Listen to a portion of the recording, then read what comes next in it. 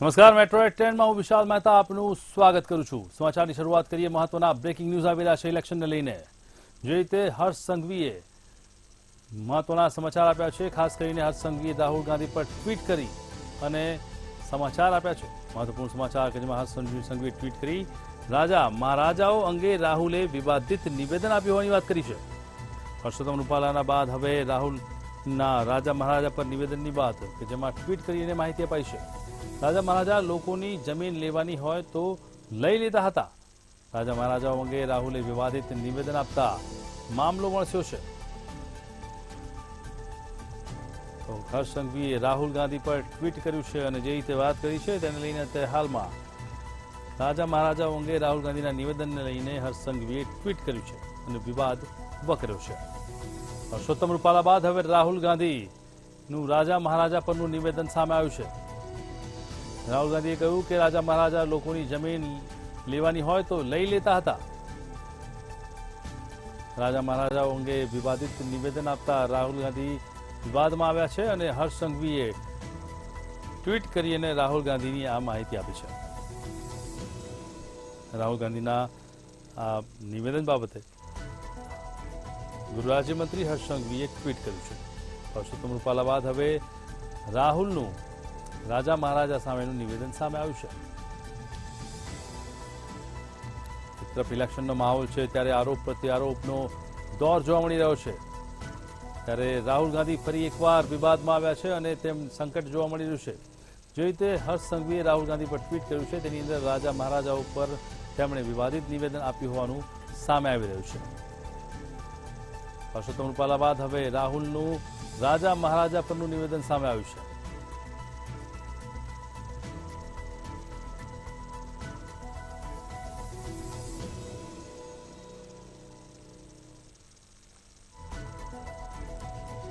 છેલ્લા થોડા સમયથી પુરુષોત્તમ રૂપાલાને લઈને સતત વિવાદ ચાલતો હતો ત્યારે એક નવો વળાંક આવ્યો છે જેની અંદર રાહુલ ગાંધીએ રાજા મહારાજાઓ અંગે વિવાદિત નિવેદન આપ્યું હોવાના કારણે હર્ષ સંઘવીએ રાહુલ ગાંધીને ટ્વીટ કર્યા છે।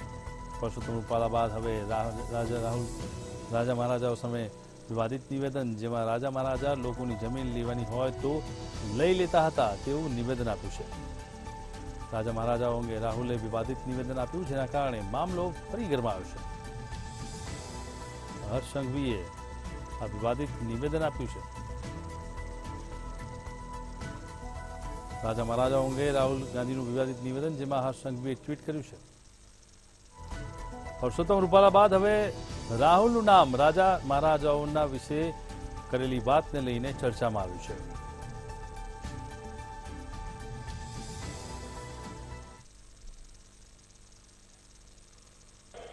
राजाओं महाराजाओं का राज था। जो भी वो चाहते थे कर देते थे। किसी की जमीन चाहिए होती थी उठा के ले जाते थे। राजाओं महाराजाओं का राज था। जो भी वो चाहते थे कर देते थे। किसी की जमीन चाहिए होती थी उठा के ले जाते थे।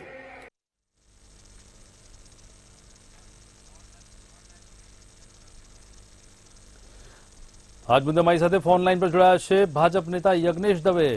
યજ્ઞેશજી, જણાવો કે જે રીતે હર્ષ સંઘવીએ રાહુલ ગાંધી પર ટ્વીટ કરીને જણાવ્યું છે અને ખાસ કરીને રાજા મહારાજાઓ અંગે રાહુલ ગાંધીએ જે વિવાદિત નિવેદન આપ્યું છે તે વિશે આપ શું કહેશો? એક અલ્પબુદ્ધિવાળા નેતાનું નિવેદન હોય એવી રીતે નિવેદન આપ્યું છે રાહુલ ગાંધીએ। કારણ કે રાહુલ ગાંધી પોતે ભૂલી ગયા કે જયારે એમના વડદાદા જવાહરલાલ નહેરુની હાજરીમાં દેશના લોખંડી પુરુષ સરદાર વલ્લભભાઈ પટેલે જયારે 450 જેટલા રજવાડાઓને ભારતમાં ભેળવ્યા હતા ત્યારે એટલા 450 જેટલા રજવાડાઓએ પોતાની જમીન અને પોતાની મિલકત દેશ માટે અર્પણ કરી। જે રાજા રજવાડાઓ જયારે દેશ માટે અર્પણ કરતા હોય એ જ રાજા રજવાડાઓ પર એવો આક્ષેપ કરવામાં આવે કે એમને દેશની સામાન્ય વ્યક્તિઓની જમીનો હડપ કરી છે, એ તદ્દન ખોટું છે ને નિંદનીય છે। મને એ ખબર નથી પડતી કે આ રાહુલ ગાંધી છે કે જેમના સલાહકાર અને એમના પિતાના સલાહકાર સામ પિત્રોડા એવું જયારે કહેતા હોય કે દેશના સામાન્ય નાગરિકની મિલકતને તેમાંથી 55% મિલકત સરકારમાં લઈ લેવી જોઈએ, ફલાણા દેશમાં આવો કાયદો છે અને આપણા દેશમાં આવો કાયદો બનાવવો જોઈએ. આ કોંગ્રેસની મંશા છે. એ કોંગ્રેસની મંશા જયારે સ્પષ્ટ દેખાઈ આવતી હોય, એમના પૂર્વ વડાપ્રધાન જયારે એવું કહેતા હોય કે દેશની સંપત્તિ પર સૌથી પહેલો અધિકાર લઘુમતીનો છે કે મુસ્લિમોનો છે, અને એ જ કોંગ્રેસના નેતાઓ જયારે જે રાજ્યમાં ઉભા રહીને જયારે નિવેદન આપતા હોય, એ રાજ્યની અંદર પણ બાબા સાહેબના આંબેડકરના જે બંધારણ છે એની અવગણના કરી અને મુસ્લિમોને ખોટી રીતે અનામત અપાતી હોય અને ઓબીસી નો હક છીનવાઈ લેવાતો હોય, ઓબીસી નો હક છીનવીને મુસ્લિમોને અનામત ભાગની આપી દેવાતી હોય, એ માણસો જોડેથી આનાથી વધારે અપેક્ષા શું રાખી શકાય? દેશે આજે 2 વખત તમે જુઓ તો એક વિરોધ પક્ષને પણ ન છાજે એટલી સીટો એમને આપી છે, અને એ ગુજરાતની અંદર તમે જોવા જાઓ તો ક્યાંય નામ નિશાન રહેવા જેવું એમનું રાખ્યું નથી. અને છેલ્લા 30 વર્ષથી ગુજરાતની જનતા અને છેલ્લા 10 વર્ષથી ગુજરાતની ભારતની જનતા નરેન્દ્રભાઈને શાસનને પસંદ કરતી આવી છે. ત્યારે એ સમયે રાહુલ ગાંધી જયારે આવું નિવેદન કરતા હોય ત્યારે હું સ્પષ્ટ કહીશ કે એક અલ્પબુદ્ધિવાળા નેતાનું આ નિવેદન છે. ચોક્કસથી યજ્ઞેશજી, જે રીતે અત્યારે હાલમાં રાહુલ ગાંધીએ જે આ નિવેદન આપ્યું છે જેને લીધે વિવાદ શરૂ થયો છે, તમે પોતે અંગત રીતે આ નિવેદનને કઈ દ્રષ્ટિથી જોવો છો? નિવેદન જેવું સ્પષ્ટ દેખાઈ રહ્યું, કારણ કે જે 150 વર્ષ જૂની કોંગ્રેસ છે અને જે નેતા આજે દેશના રાષ્ટ્રીય પ્રમુખ રહી ચૂકેલા હોય કોંગ્રેસ, 150 વર્ષ જૂની કોંગ્રેસ, અને એ નેતા જયારે આવું નિવેદન આપે ત્યારે શું કહેવાય? બુદ્ધિનો દીવાળો કાઢી કહેવાય, બિલકુલ શું ના કહેવાય. ચોક્કસથી હતા યજ્ઞેશ દવેજી, જેમણે જણાવ્યું કે જે રીતે અત્યારે હાલમાં આ હર્ષ સંઘવીએ ટ્વીટ બાદ રાહુલ ગાંધીએ જે વિવાદિત નિવેદન આપ્યું છે રાજાઓ મહારાજાઓ અંગે, તેને લઈને તેમણે જણાવ્યું છે કે આ એક અલ્પબુદ્ધિવાળા વ્યક્તિનું નિવેદન હોય તેવું લાગી રહ્યું છે, કારણ કે જે રીતે અત્યારે હાલમાં આ સમગ્ર મામલો સામે આવ્યો છે ત્યારે રાજા મહારાજાઓએ જે તે સમયે ભારત માટે પોતાની અનેક મિલકતો, જમીનો ભેટમાં આપી દીધી છે અને ન્યોછાવર કરી દીધી છે તેવું પણ ક્યાંક ને ક્યાંક સામે આવ્યું છે. ત્યારે રાહુલ ગાંધીના આ નિવેદનને લઈને અત્યારે હાલમાં મામલો ગરમાઈ રહ્યો છે.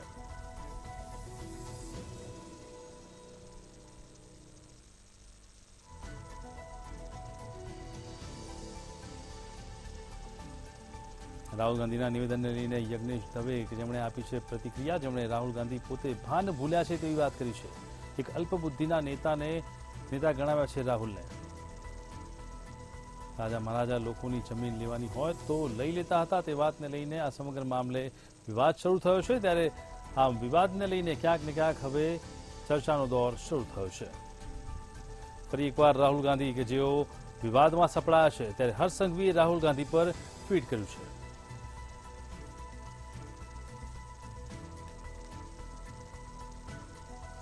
પરસોત્તમ રૂપાલા બાદ હવે રાહુલનું રાજા મહારાજા પરનું નિવેદન વિવાદનું ઘર બન્યું છે.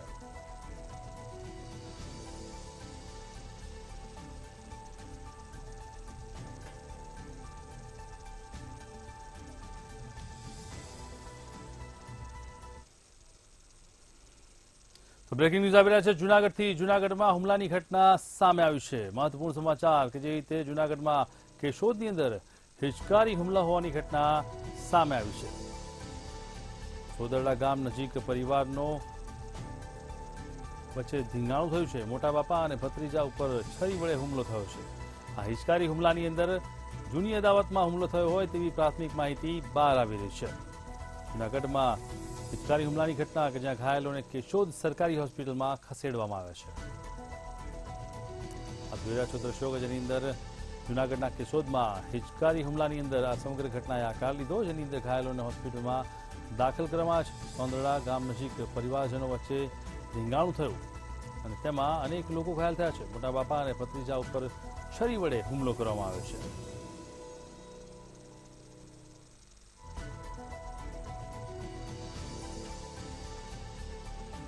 ઘાયલોને કેશોદ સરકારી હોસ્પિટલમાં દાખલ કરવામાં આવ્યા છે. તો બીજી તરફ પોલીસે ઘટનાનો ચિતાર મેળવી અને ત્યારબાદ તપાસની કાર્યવાહી શરૂ કરી છે અને કસૂરવાર સામે ધરપકડની કવાયત હાથ ધરી છે.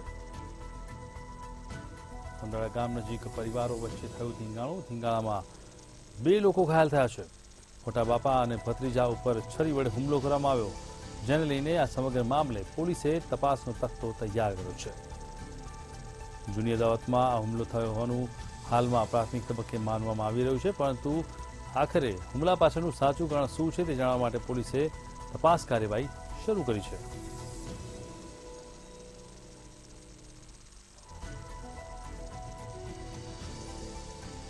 જૂનાગઢની ચકચારી ઘટના કે જ્યાં સોંદરડા ગામ નજીક પરિવારજનો વચ્ચે જ ખેલાયું ધીંગાણું. મોટા બાપા અને ભત્રીજા ઉપર છરી વડે હુમલો કરવામાં આવ્યો. જૂની અદાવતમાં કરાયો છે આ હુમલો કે જેની અંદર આ ઘટનામાં પોલીસે તપાસ કાર્યવાહી હાથ ધરી છે.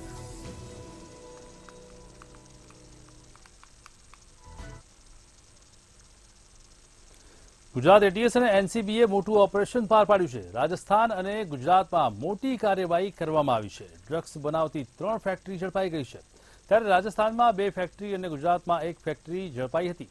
ગાંધીનગરના પીપળજમાંથી ડ્રગ્સની ફેક્ટરી મળી આવી હતી, જેમાંથી 25 કિલોથી વધુ એમડી ડ્રગ્સ જપ્ત કરવામાં આવ્યું છે. તેમજ કાર્યવાહી દરમિયાન કુલ 10 લોકોની ધરપકડ પણ કરવામાં આવી છે.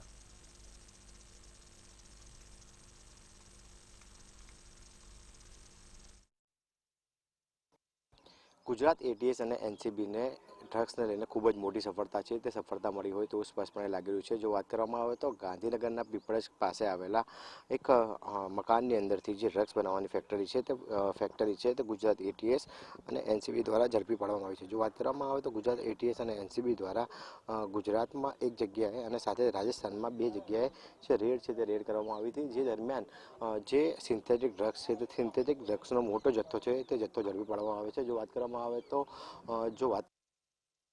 જે પ્રમાણે જે ડ્રગ્સ છે તે ડ્રગ્સને 35 કિલો જેટલું જે સિન્થેટિક ડ્રગ્સ છે તે ઝડપી પાડવામાં આવ્યું છે. સાથે જ જો વાત કરવામાં આવે તો હાલમાં ગુજરાત એટીએસ તપાસ કરી રહી છે કે જે પ્રમાણે ડ્રગ્સ છે તે છેલ્લા કેટલા સમયથી આ લોકો બનાવતા હતા અને ક્યાં ક્યાં ડિસ્ટ્રીબ્યુટ કરતા હતા તેને લઈને પણ હાલ ગુજરાત એટીએસ અને એનસીબીની ટીમ છે તે અત્યારે હાલ અહીંયા તપાસનો ધમધમાટ શરૂ કરી દીધો છે. સાથે જ જો વાત કરવામાં આવે તો એટીએસના અને જે એનસીબીના અધિકારીઓ છે તે અત્યારે હાલ જે પીપળજ ખાતે આવેલા ઘરમાં જે તપાસ કરી રહી છે. સાથે જ જો વાત કરવામાં આવે તો જે પ્રમાણે 35 કિલોથી પણ વધારે જે જથ્થો છે તે જથ્થો ઝડપી પાડવામાં આવ્યો હોય તેવું એટીએસના સૂત્રો દ્વારા કહેવામાં આવ્યું છે. અને સાથે જ આંતરરાષ્ટ્રીય બજારમાં તેની કિંમત કરોડ રૂપિયાની થતી હોય તેવું સ્પષ્ટપણે લાગી રહ્યું છે. એટલે હાલમાં તો ગુજરાત એટીએસ અને એનસીબી છે તે એનસીબી હાલ સમગ્ર કાર્ડ મામલે જે તપાસનો ધમધમાટ શરૂ કરી દીધો છે.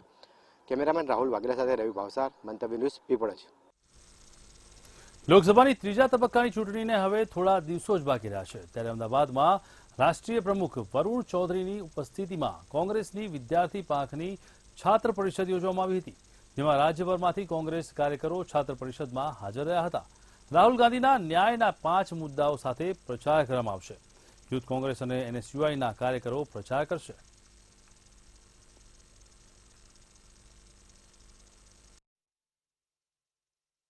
से हम युवा न्याय की बात कर रहे हैं जो कांग्रेस पार्टी ने प्रॉमिस करा है युवा न्याय, और साथ के साथ यहाँ पर भी मैं हर प्रदेश में जाके बात कर रहा हूँ. यहाँ पर भी मैं अग्निपथ स्कीम की बात करूंगा कि वो एक ऐसी स्कीम बीजेपी की मोदी सरकार लेके आई है जिसने युवाओं के साथ, देश की फौज के साथ भारत माता को कमजोर करने का काम. ડ્રગ્સના દૂષણ સામે ગુજરાત એટીએસ અને એનસીબીની કડક કાર્યવાહી સામે આવી છે. ત્યારે ગાંધીનગરના પેથાપુર પાસેના પીપળજ ગામ પાસે એટીએસ અને એસઓજીએ રેડ કરી હતી.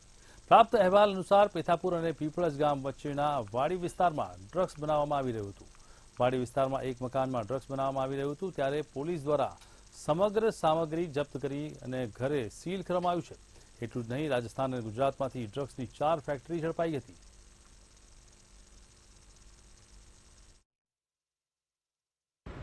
છેલ્લા કેટલાક સમયથી ગુજરાત પોલીસ તરફથી આ તમામ સ્તંભોમાં ખૂબ સારી અને પ્રશંસનીય કામગીરી થઈ રહી છે. આ તમામ કામગીરીમાં દ્રવ્યો વિરુદ્ધની કામગીરી કરવા માટે પણ ચૂંટણી પંચનું ખાસ ભાર એમના તરફથી મૂકવામાં આવે છે.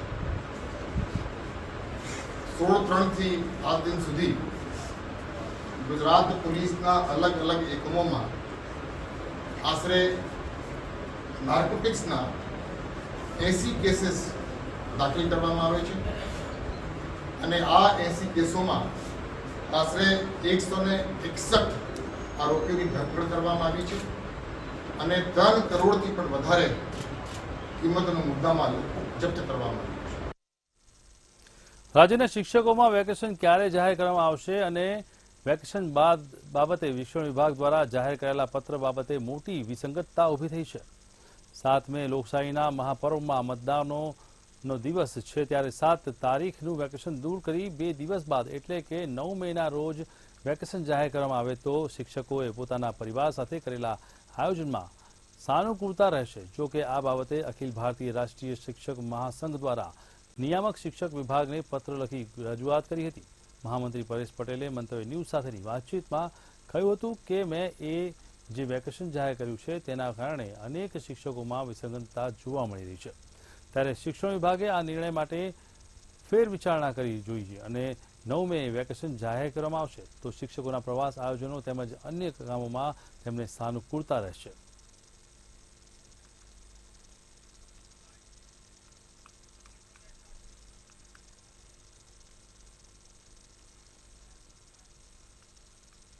ગાંધીનગર જિલ્લાના હત્યાનો બનાવ સામે આવ્યો છે, જેમાં ગાંધીનગરમાં ડમ્પિંગ સાઇટ ઉપર રાત્રે આરોપીના પિતા અને મૃતક વચ્ચે બબાલ થઈ હતી. બબાલની અંદર બંગલામાં એક યુવકે છરી મારવામાં આવતા ઈજાગ્રસ્ત થયા હતા. ત્યારે ઈજાગ્રસ્ત યુવાને રાત્રે સિવિલ હોસ્પિટલમાં સારવાર માટે લઈ જવાયો હતો. ત્યારે સારવાર દરમિયાન ઈજાગ્રસ્ત યુવાનને આરોપીએ સિવિલમાં જઈને જાહેરમાં છરીના ઘા માર્યા હતા અને સારવાર દરમિયાન યુવકનું મોત નીપજ્યું હતું.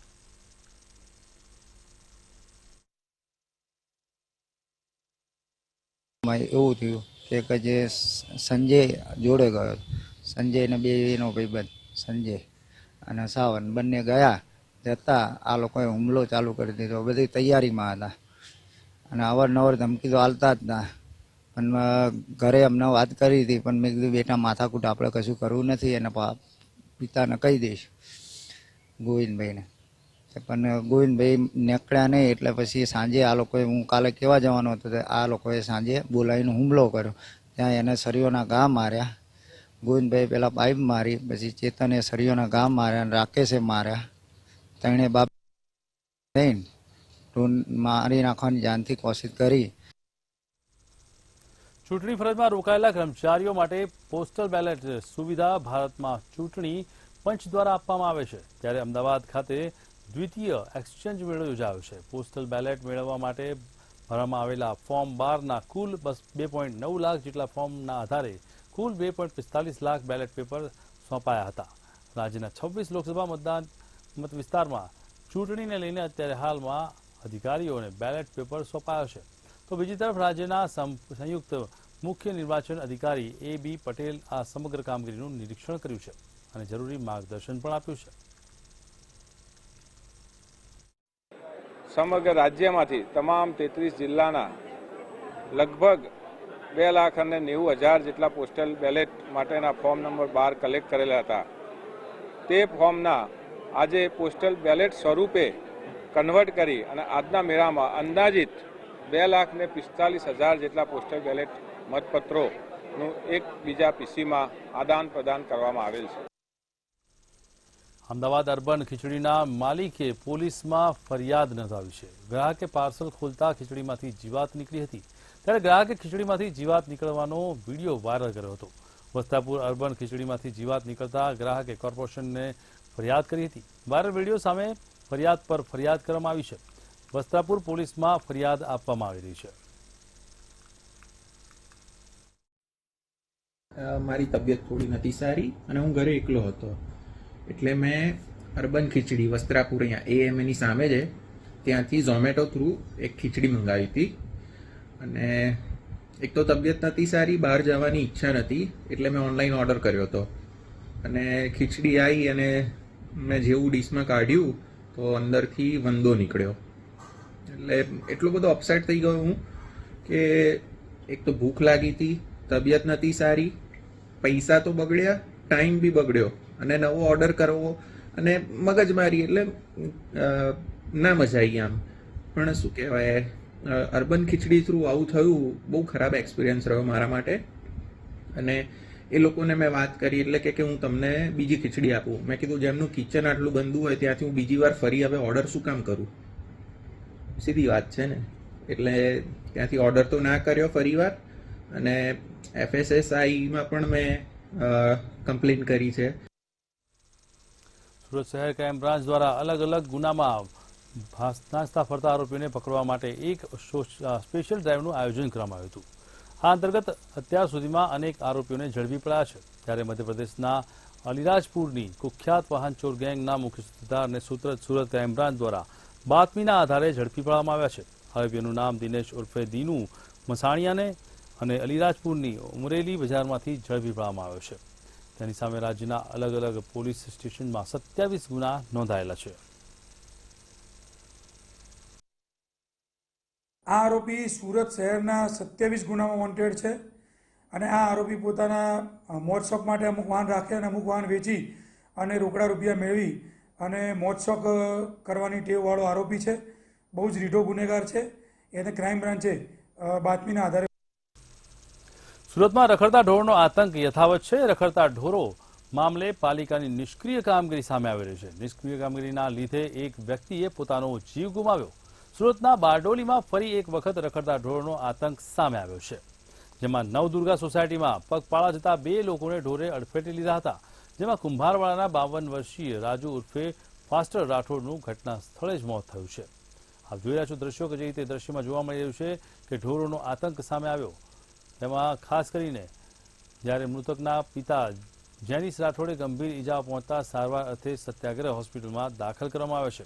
ઘટનાની જાણ થતાં પોલીસ ઘટના સ્થળે પહોંચી ગઈ હતી અને મૃતકનો કબજો મેળવી વધુ કાર્યવાહી હાથ ધરી હતી. આપ જોઈ રહ્યા છો દ્રશ્યો કે જે રીતે કુંભારવાડા વિસ્તારની અંદર ફરી એકવાર ઢોરોનો આતંક સામે આવ્યો છે અને તેને લઈને આ સમગ્ર મામલે ક્યાંક ને ક્યાંક હવે તંત્રની નિષ્ક્રિય કામગીરી જોવા મળી રહી છે.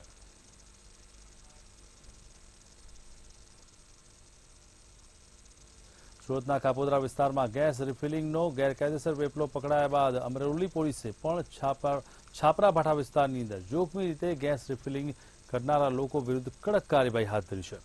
અમરેલી પોલીસે 2 દુકાનોમાં દરોડા પાડી નાના મોટા 48 ગેસ સિલિન્ડર, વજન કાંટા સહિતનો મુદ્દામાલ જપ્ત કર્યો છે અને આ રીત સાથે જ સગીર સહિત 2ની અટકાયત કરવામાં આવી છે.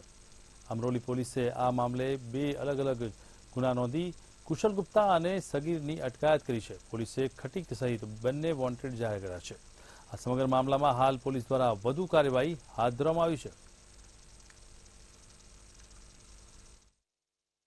વાડીનાથ સોસાયટીના નાકા ઉપર કેટલાક ઈસમો જે ગેસની જે બોટલો હોય છે એમાં ગેરકાયદેસર રિફિલિંગ કરવાનું કામ કરે છે.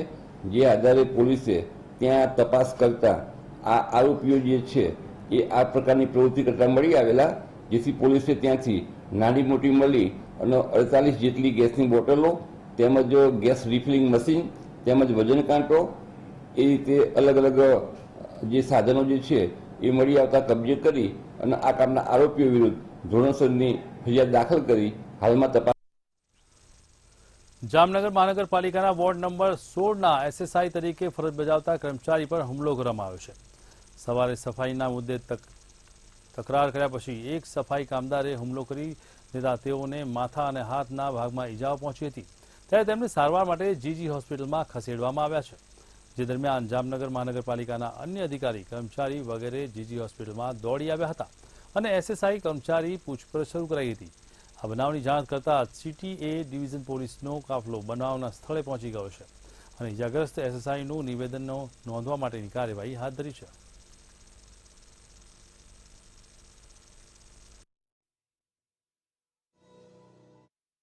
એસએસઆઈના હાજરી પત્યા પછી એસએસઆઈ શ્રી ચિરાગભાઈ સોલંકી રાઉન્ડમાં નીકળેલ અને ત્યાં નીલકંઠનગર વિસ્તારમાં તેમના ઉપર સફાઈ કામદારના પતિએ માર માર્યો તેવું ચિરાગભાઈએ કોલ કરી અને મને જાણ કરેલ છે. તેથી હું ઘટના સ્થળે પહોંચી તો ચિરાગભાઈ ત્યાં લોહી લુહાણ હાલતમાં બેઠા હતા. એટલે મેં મારી ફરજના ભાગરૂપે મારા ઉપલા અધિકારી મુકેશભાઈ વરણવા સાહેબને જાણ કરેલ છે અને તેઓશ્રીએ મને કીધું બેન તાત્કાલિક એમની સારવાર હેઠળ લઈ જાઓ. તેથી હું 100 નંબર બોલાવી 108 બોલાવી અને એમને જીજી હોસ્પિટલે હાલે સારવાર હેઠળ લાવેલ છું.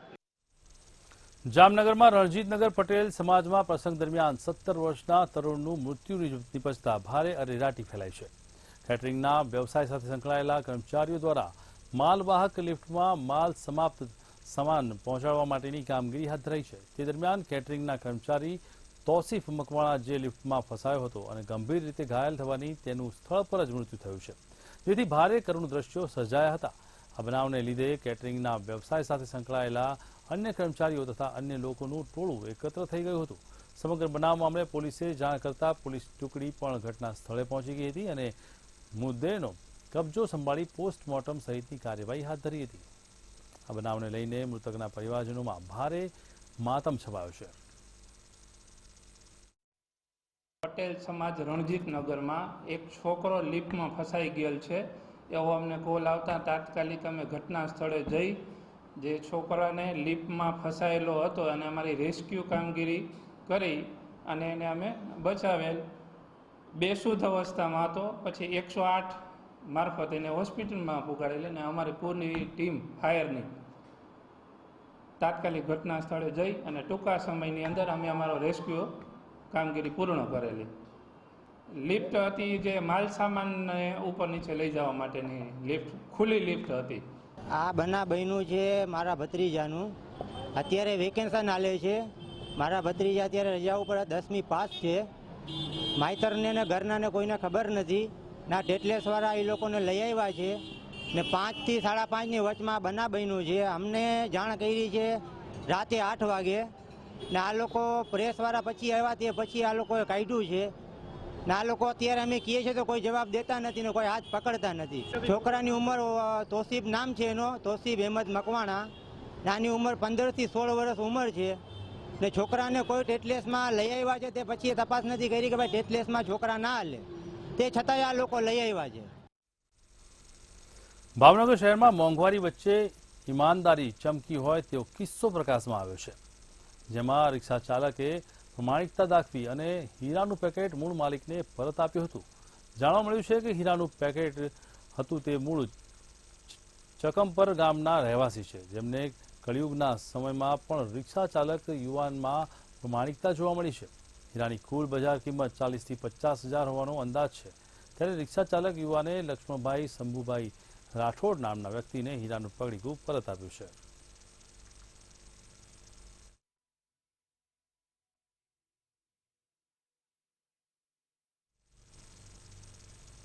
તો સમાચારમાં અત્યારે બસ આટલું જ. મહત્વના સમાચાર માટે જોતા રહો મંતવ્ય ન્યૂઝ. નમસ્કાર.